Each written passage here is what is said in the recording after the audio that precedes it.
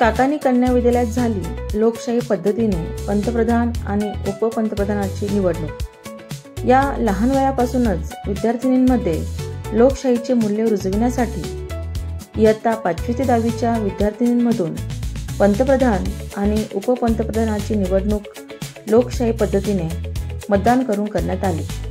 ही निवडणूक प्रक्रिया वेळेत सुरू करून वेळेत पूर्ण करण्यात आली। नंतर आलेल्या वर्गप्रतिनिधींना मतदान करू दिले नाही। यावरून निवडणूक प्रक्रियेत वेळेचेही महत्त्व असते हे पटवून देण्यात आले। या निवडणूक प्रक्रियेत सर्व वर्गाच्या वर्गप्रतिनिधींसह सर्व शिक्षकांनीही विद्यार्थिनींचा उत्साह वाढविण्यासाठी सहभाग घेतला। शिक्षकांनी विविध उदाहरणे देऊन ही प्रक्रिया कशा प्रकारे राबविली जाते हे समजावून सांगितले। पंतप्रधान आणि उपपंतप्रधान यांनी करावयाच्या कामांचे स्वरूप समजावून सांगण्यात आले।